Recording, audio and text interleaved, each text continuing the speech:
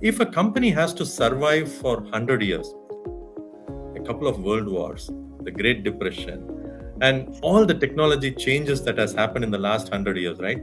There is something idiosyncratic in the company, that keeps it going, right? Which to me is the culture. A lot of the cultural elements, a lot of styles of working and so on. So when you shifted from IBM to UPS, was there any value or any kind of cultural tradition that you brought from there and introduced here? Welcome to Culture Café, a vibrant and inspiring podcast series brought to you by the Confederation of Indian Industry and Avtar, celebrating 25 years of shaping inclusive workplaces. In this milestone year, we bring you transformative conversations with leaders who are redefining workplace cultures. From boardroom wins to human movements that changed everything.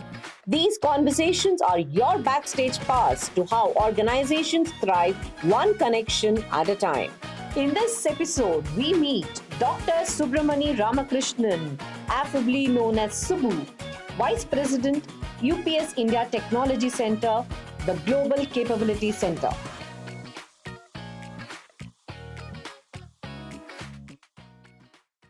Here's welcoming all of you once again to yet another episode of Culture Café, brought to you by the Confederation of Indian Industry and Avtar, celebrating a quarter century of powering workplace cultures. I have the absolute pleasure of having with me Dr. Subramani Ramakrishnan, fondly known as Subu, Vice President, UPS India Technology Center. A warm, hearty welcome to you, Subu, to Culture Cafe. Thank you. Thank you, Dr. Saundarya, and thanks for this. I'm really excited. And I Yes, have been a big fan of what Avatar has done in the last thank, 25 years, thank you. personally availing some services as well. So I'm all excited. Thank you so much, Subbu. Thanks a lot for making time for this. And, I'm going to ask you the inevitable first question. 25 years at IBM and then a move into UPS. What are your thoughts? How has this, experience in not just in the technology space, but also in shaping workplace culture? How has this been? And what are your thoughts about that? Okay. Um, it's a very interesting question because I never thought I would quit IBM. Uh, Aha. so it was 25 years and I thought I would be retiring from IBM, but then I grew with the company. After playing pretty much every role in the company, I thought I was getting to a kind of saturation point and I wanted to do something different. And that's where this opportunity came in, which was to start something new. While both of these companies are very similar, 100-year-old companies, very similar values, and I will touch upon this. Uh, but then in IBM, it was all established. I just had to make incremental changes and make things work. And everybody knew IBM. Whereas, if I can say, not many know about UPS in India, Yeah. though it's a Fortune Yes. 50 company. UPS as a technology center among our talent pool, right? So that way, I had to build quite a few things here. And thanks to the empowerment that my leadership has given and my CEO's support, we are able to have a lot of structural autonomy and empowerment here, and we are able to set the culture. And happy to share a few examples and make it real for you. Super, super. Thank you. I think that was a fantastic start, establishing very clearly right at the beginning why, after 25 years, when you actually assumed that you're going to be retiring here at IBM, you decided to take that shift. I think there is a lesson there for all of us who are in long tenured jobs to say that, life could still surprise you and you could still find something very interesting and different to do. So, thank you so much. Um, so when you are with a company for 25 years, you invariably absorb a lot of, the cultural elements, a lot of styles of working and so on. So when you shifted from IBM to UPS, was there any value or any kind of cultural tradition that you brought from there and introduced here? Okay, that's an interesting question. So let me draw this analogy between these two great companies, right? So IBM, if you look at the history, it was founded in 1911 as a computing, tabulating, and recording company, and then they renamed themselves as IBM in 1924. And look at UPS, founded in 1907 as American Messenger Company, and then 12 years later, 1919, renamed as United Parcel Service. Very similar story, 115-year plus old companies. And then, if a company has to survive for 100 years, a couple of world wars, the Great Depression, and all the technology changes that has happened in the last 100 years, right? There is something idiosyncratic in the company, that keeps it going, right? Which to me is the culture, right? And I'm not saying it because it's a culture cafe, but I Yeah. firmly believe it. And let me tell you what these core values, and that's where the striking similarity between these two companies is. So the three core values by which IBM swears by is dedication to every client, innovation that matters for our company and for the world, trust and personal responsibility in all relationships. So what are these three? Client, innovation, and trusting your own people. Right. And what are UPS values? Customer first, people led, innovation driven. Okay. Right, so this is something that I found very unique in these two big companies. The value systems are very, very similar. And then that, when at the corporate level you have this well defined, and what's our purpose, and that's another interesting thing, Sundari, I should tell you. For Yes. IBM, the purpose is be essential. Be essential, just two words. Be essential for our customers, for the community, and all of that. And what do we say in UPS as United Parcel Service? Moving our world forward by delivering what matters. Oh, It could be healthcare, it could be something else, whatever it is, because we move in terms of value 2% of world's GDP every day. Right? wow. That's the Oh my impact you goodness. create. When you deliver 20 million parcels, when you have 600 flights, when you have a lakh and 50,000 package cars, as we call the fleet, Huh. right? So you are moving the world. So we want to say moving our world forward by delivering what matters. Now, what we need to do Yeah. is, how do I connect every employee to this purpose? And that's where the culture sets in, right? So while there were a lot of similarities, as I was alluding to earlier, the similarity ends there, because IBM, even from our school textbooks, if somebody is doing computer science in 10th or 12th or whatever, they would have read IBM microprocessor, IBM invented computers and all that. IBM is a well-known brand, but UPS was not a brand. So that's where we had to establish a lot of this. And what did we do? We leveraged LinkedIn. Thanks to LinkedIn, that was a good platform, particularly when I had to look at my target talent population, right? Right. And we did a lot of things locally, and thanks to the empowerment that we had. So it's something that we have heard this phrase, right? Global. Think global but Yes. act local. Yeah, yeah, So absolutely. that's what we do here in UPS. Super, super. So, any organization which is looking at building its culture, whether it's a young organization or an old one, I hope they get to see this podcast, Subbu, because you're sharing some very, very clearly defined points.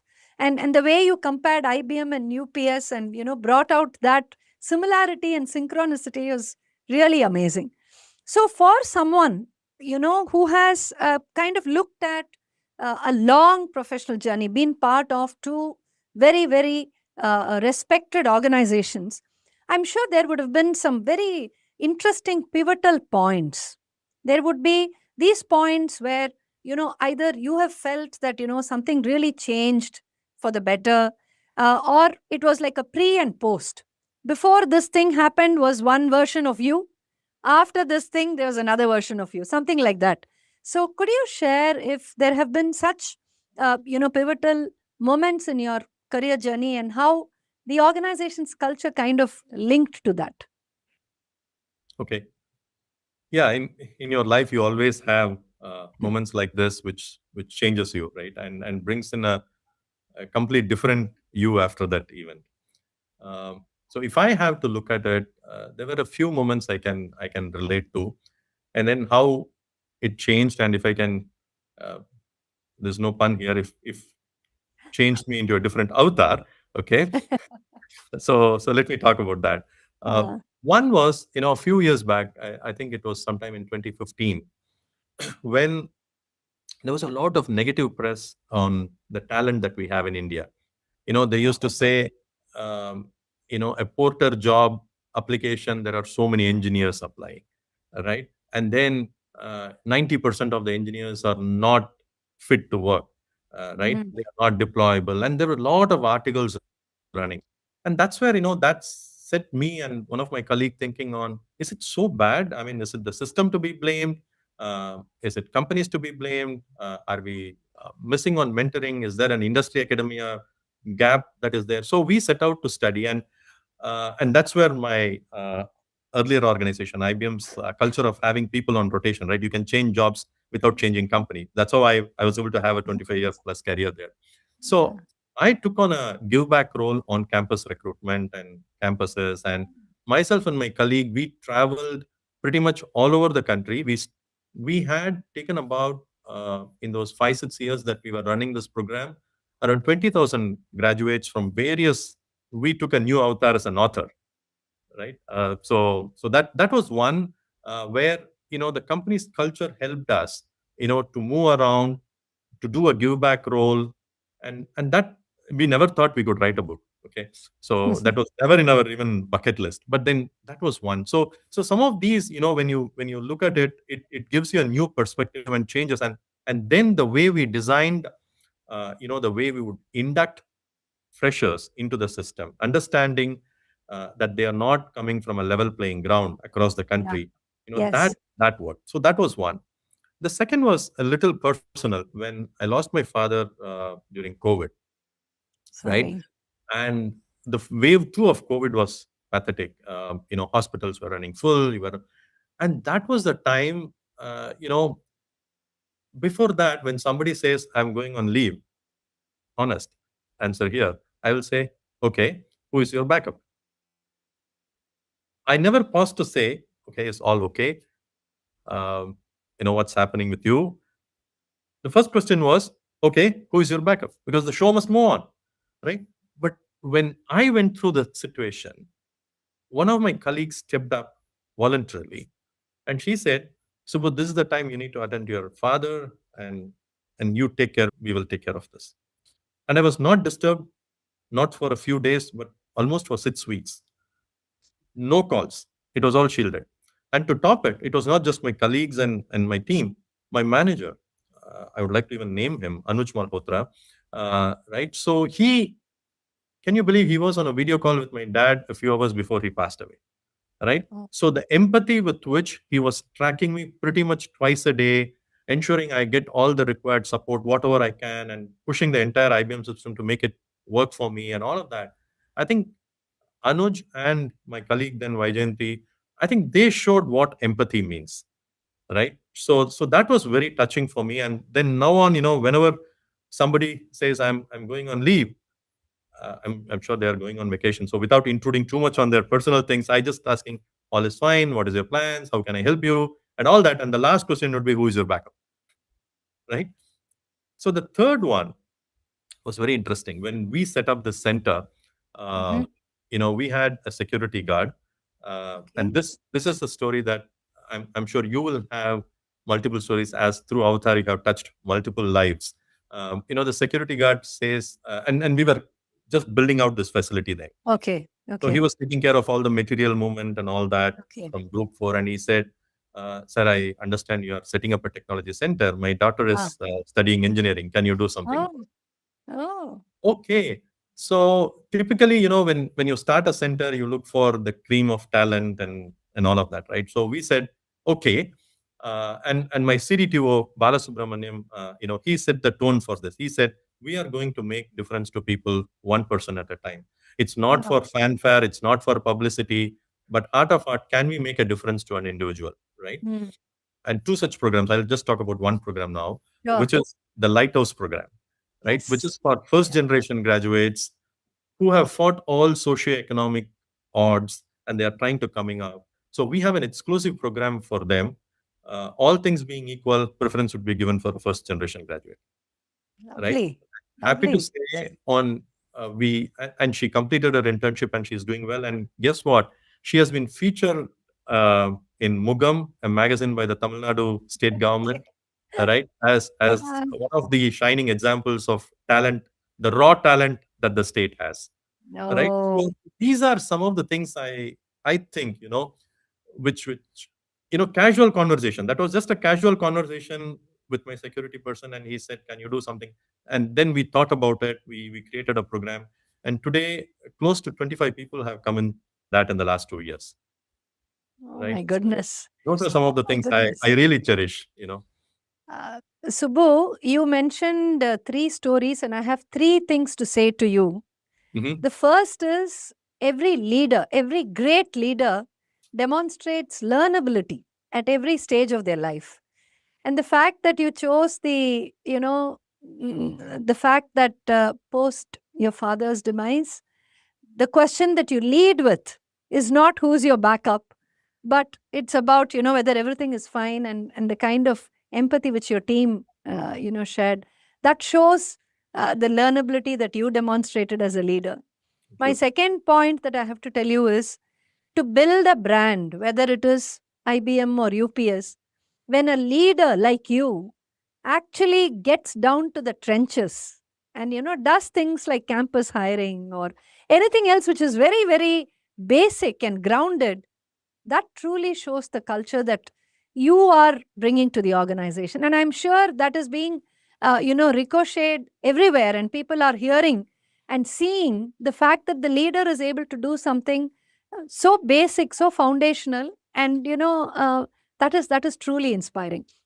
And the third point is, obviously, I mean, your third story really touched my heart because at both Avatar Human Capital Trust via Putri, Project Putri, for which IBM is a supporter, and Nipuni, for both of these programs, what you described, first generation learners, first generation graduates, first generation professionals, making a difference in their life is such an amazing feeling, both for us who do it, because we get some insane pleasure and a huge kind of a motivation out of it. But imagine the real redesigning of destiny that happens to them in their cases. It's simply fantastic. Thank you, Subbu, for sharing these three amazing stories. My next question is a bit a kind of a little bit of a different route to talking about culture.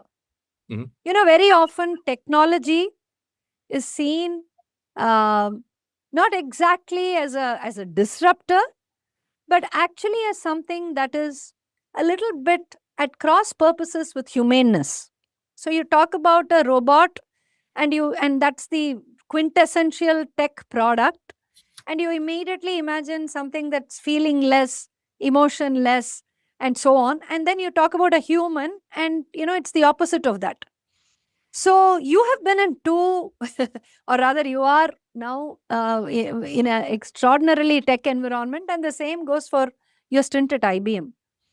Now, have you ever seen technology being resisted in any of these organizations?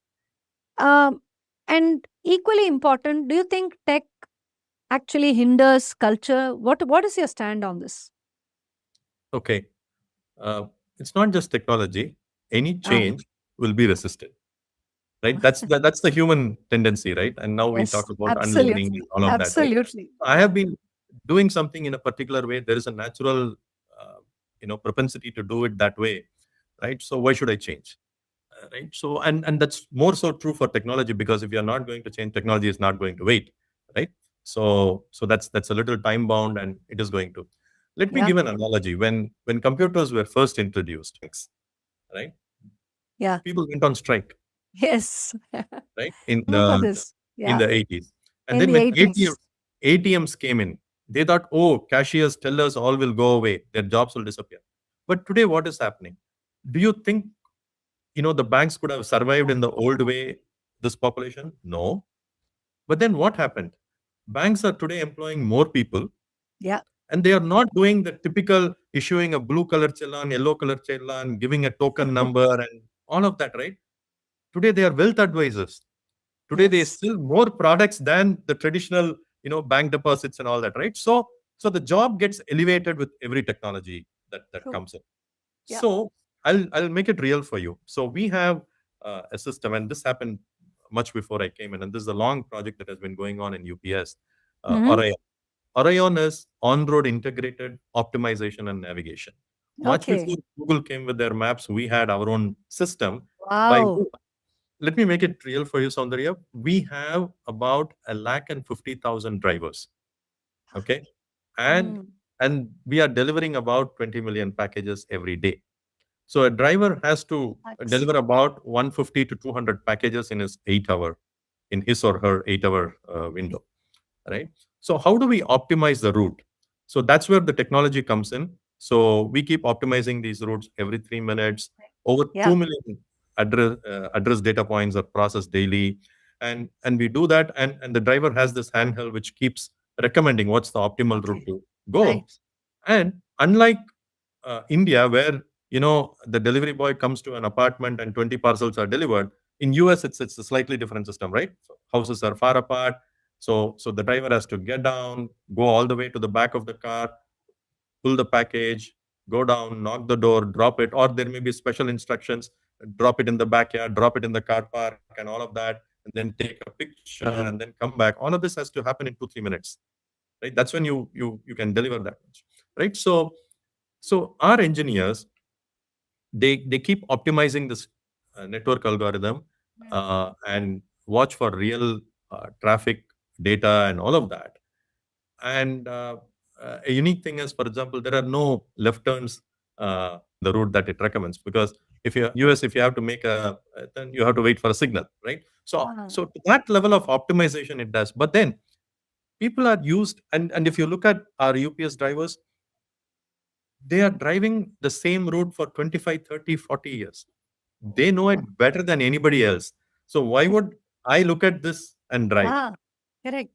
So there's a big resistance for a change. So it's all about change management. So how do you train them? How do you tell them why Okay. it's going to make things better? And you can challenge. You need not go by the route that it says, but if you're challenging it, make it like a contest, right? So you are suggesting a better route. You tell that system, and system will learn, and it will suggest a better one, right? And there is a Mm. lot of leadership support to this whole thing, right? For example, and this is another unique thing about UPS. They rise through the ranks. Our president today for UPS, US operations, Nando Ciceron, he started as a driver, right? Wow. So that's the God, culture there. that So says so much about the culture. yes, Yeah. from the leadership, there is an empathy for this change, supporting and training, leading it from the front. So it's not about technology being a disruptor. It's about how you effectively manage this change and take the people along. It's not to police you. It's not to monitor you. It's just to Yeah. make things better. That's how Yeah. technology should be looked at and positioned to make our lives better, which is what it is, right? So as long as you can articulate this and take the people along, I think it'll be successful. Any change, any technology change will not be a disruptor, but people will take it along. Subbu, when we were talking, prior to beginning this podcast, you said this is your first experience of being on a podcast like this. Yeah. I must tell you, you must do dozens more like this. You're such a natural storyteller. And Okay. when you are describing these things, you're actually painting a word picture for us. I'm sure our podcast viewers are riveted by the stories that you have to tell, Subbu. Thank you so much. Let me go back to the point that you made with regard to technology, its adoption, and making it your friend and really believing in the power of change management. One of the most critical things that we see today, and this is with regard to, say, millennials, Gen Zs, and even the Gen Alpha, which are going to enter into the workplace in a few years from now. Now, what we see is that they are digital natives. They're very, very comfortable taking technology in their stride, learning it, really figuring out how to deploy it, use it in their day to day, just to make life easy in every way. uh, But then that comes with its own baggage of being completely, devoted to an app or spending so much of screen time.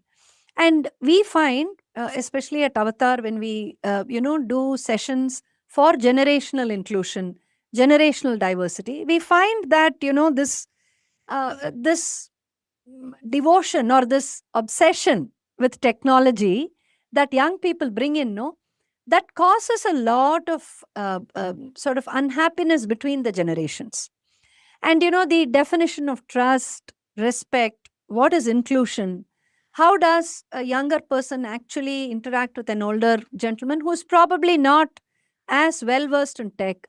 These are all questions that are being asked today. And you are in an industry which is a legacy industry, UPS, which has been around, like you said, for hundreds of years, 100 years plus, and you are at the cutting edge of tech.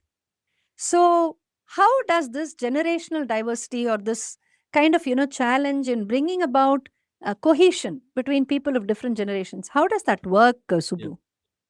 that's a good question. I was smiling because it's not just at work. Yeah. I'm facing it at home as well, I can imagine, right? yes. So, and with every passing generation, people get smarter. I mean, we must accept that our kids are smarter than us, Yes. right? So I'm True, sure since true, since this yes. podcast, I think my son also will be seeing. So I have to be a little careful on what I say. You're But being let me very politically correct. You're but let being me let absolutely correct. but let me take the risk. Okay. Uh, he's doing well in his engineering studies. He's a 10 CGPA and all of that. Not a Wow. single engineering book I have bought for him in the last 3.5 years. And to me, that's a sin. Okay. Because we are known for referring authors, foreign authors, Indian authors, and all of that. And then all that he has is a ChatGPT subscription, the paid subscription, and he refers to that and he gets whatever he wants and he's completing his course now. So it's this generational diversity is real, be it at work or at home. So one thing that worked well for me personally, both sides need to come together. And Mm, one that I keep advocating to my team, and it needs to start from the top. And we hear these words often, humility, leadership, and all that, right? Expose your vulnerability. Say, I don't know. And guess what? The moment I say don't know, there are few others who raise their hand saying, yeah, we also didn't know, but we were hesitant to say or ask. Right? So expose your vulnerability and say, I'm here to learn. No, not everyone knows this. And then an interesting thing we did in my earlier organization, reverse mentoring. ah, In fact, by design, every leader has a fresher who is their mentor. And what do they mentor on? I'm still not an Insta. Okay. So they help me set up an Insta account. They help me okay. build my brand profile. They help me in all their lingos. Right. So that's what we do. Remote mentoring is a nice way of embracing this natives and having coffee chats. And Yeah. don't have these calls in your room and schedule on the calendar and all that. Go for a coffee, talk to them and make them feel comfortable. Guess what? We learn a lot from them, right? Yeah. And trust me, it's a bit in our culture as well in the country. The Yeah. respect and values and all that, all those are ingrained, Soundarya. I don't see them going away. It's just the way they talk. In fact, sometimes my son calls me bro. I said, okay, I'm fine with that. Okay, Makes me you've scored high then, Subbu. You're really acing the whole thing. If there is a bro kind of a relationship and calling you, that means you're doing awesomely. No, but I have a question here. You know, See, you talked about the leaders and the seniors and the people of the older generation accepting their vulnerability, coming to that midpoint. But how do you motivate or inspire the younger generation to also meet you at that midpoint? How does that work?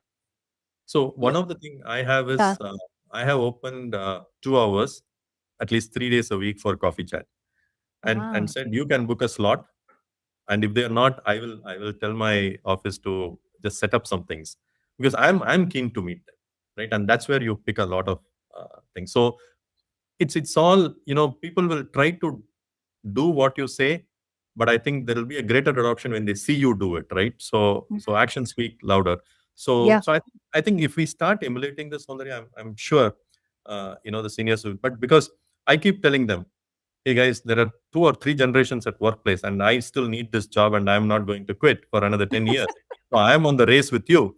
So I better run the same Wow. race the way you are running. I learned from you, and we will do it together, right? Oh my So if goodness. we, in Okay. fact, there was when we were doing the study in the campuses, it was surprising how the teachers, the students went on a internship, a semester Mm. abroad, and Okay. then when they came back, the teachers themselves voluntarily locked themselves in a room, and for a few uh, days this session was going on, where the students were teaching what they learned when they spent a semester abroad, right? Hats off to those teachers who are willing to learn, Yeah. right? Yeah. So I think things are Absolutely. changing. Things are changing, and Yeah. and we are getting to the midpoint. Otherwise, our careers are at risk. Super, super. Very, very sobering moment of truth, dear listeners and viewers. I think you can hear what Subbu is saying. The writing is on the wall for people of the older generation. So let's get into that race. And as you said, give a tough fight to the folks of the younger generation and actually reaching the middle. My next question to you is about remembering cultural, points. Like, for instance, even after 10 years, is there some cultural moment, some moment of truth with regard to your culture that you would probably remember even today, and something that you will actually carry, to any role that you kind of do? Is there something like that you'd like to Yes. share, Subbu? Yeah. Yeah, so it's a nice thing because this is something very close to my heart, which is I keep telling my philosophy of life is it's a train journey. Okay, I get in at my stop, and whenever I have to get down, I'll get down, and the same is for my coworkers, passengers, and all of that. Right? I can keep frowning at the next guy and make the journey miserable for him and me and or her and me, and it's not going to do good for us. So it's a journey that we are traveling, right? So that's the Yes. way I look at it, and it's all about creating nice memories for people. People are not going to say, I did this go live of this project. I spent 24 hours, 48 hours. I was staying overnight. This was the issue.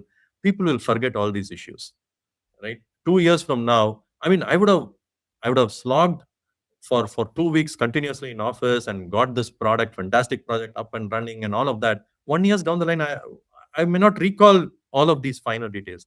But if I can create some memories, all right. For example, uh, a month back, and it was also carried out well in the press, thanks to Madhu Balaji and team. We invited parents at work. Okay. Okay. So we said, you can come spend time with us, sit in your son's or daughter's chair. And it was inspiring to see mother-in-laws, father-in-laws, parents coming in to office, and it became, in a way, how is my daughter doing? And it became like a parent-teachers meeting kind of a setup. There was a lot of fun element. And then what I we can did, imagine that. Yes. we looked at the profile of them, where they are coming from, and all that. Predominantly was from Tamil Nadu, various down south, and all that. So we said, okay, what can be a good entertainment for them? We called up Madhu Balaji and Crazy Team, and they performed for them at office, right, with very minimal infra and all that. And that, I'm sure, it's going to be a memory that will stick with them and their children who brought their proud parents here, right? And you should see those nostalgic moments there. And I can recall many memories like this, which we have kind of created even in my earlier organization. For example, we kept golu navratri golu at office, Nice. right? So every festival to me, and we did an iftar party, we did Christmas. Every festival is just an occasion for me to create memory, right? Because that's what people will remember, True. right? So, and another thing that we do is in UPS, at least what I have said from the beginning is, when people join, we have to give a signature onboarding experience. On day one, the manager or a director should have lunch with them. Okay, take them out for lunch, have them spend that quality time, make them feel wanted. And within 1 week, I would meet them, right? I would talk to them. What I tell them the UPS story, because the story needs to be told, right? So these are some of the rituals, that people will remember, because I keep telling, people leave not because of the company, but because of the managers. And when good managers leave, the employees also leave, right? Yeah. So I just need to take care of both the managers, the good managers, and good employees, right? So that's what we do. So rituals go a long Subbu, way in making memories. you are actually giving a very nice free tutorial for a lot of us to just borrow so many of the ideas that you shared just now. And this year, Avatar is celebrating its 25th anniversary. End of this year, on December 3rd, we would have completed 25 years by God's grace.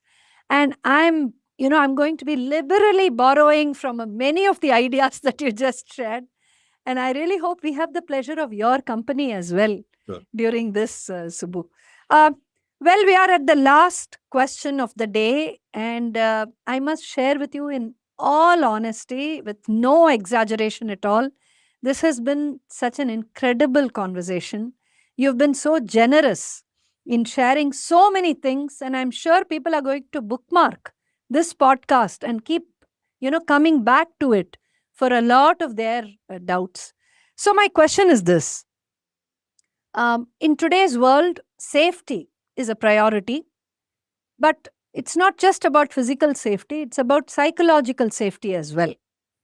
And the world of tech is one which probably creates a lot of first mover aspects.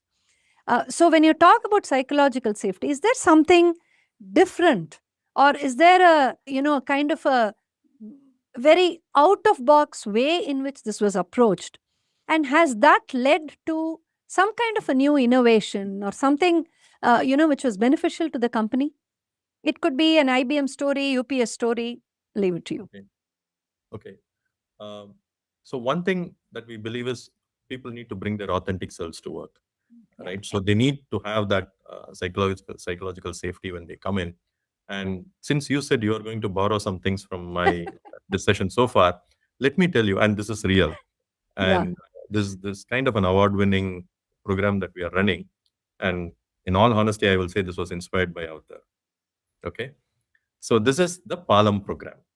Okay, Palam Okay. means bridge. Bridge. This is for returnship. Okay, so Oh, wow. this You happened. saved the best for the last, Subbu. Yeah. Thank you. So this happened in Uh, sometime in um, August 2023, where we just launched the center. And one of the ritual that we have is ask us anything session, where the leader just goes to the stage and says, "Ask us anything." I mean, you can ask. I may have answers or I may not have answers. I'll try to get back, but ask us anything.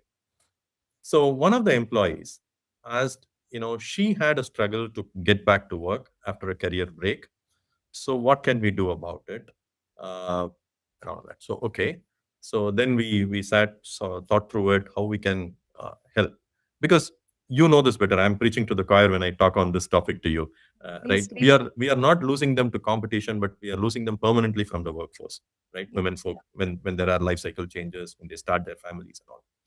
And after 5-10 years, these top talent, they want to come back, right? So how do we make it happen? So we said, let's create a BRG around this.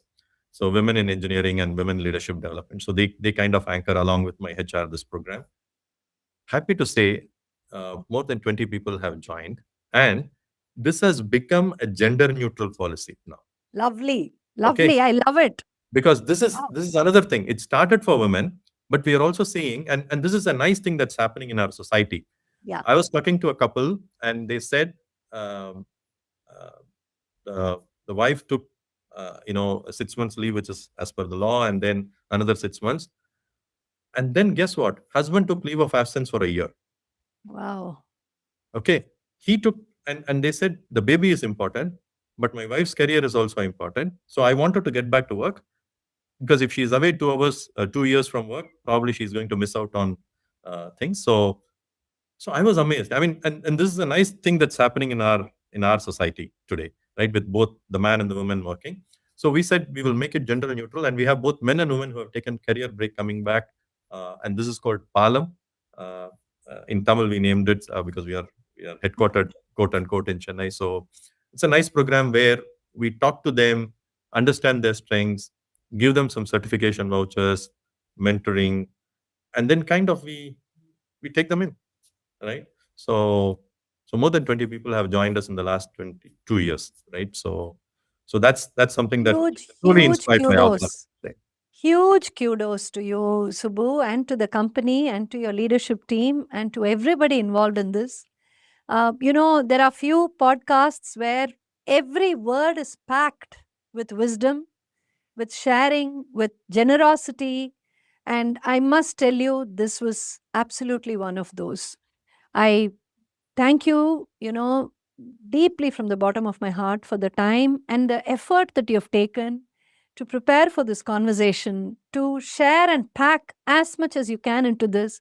I really, really hope not just our podcast audience outside, not just the CII audience outside, but I hope every avatarite sees this, because I think you have shared so much for not just leaders, but for everyone to build a very, very humane, compassionate, powerful, and intentional career. Thank you so much, Thank Subbu, you. for this time.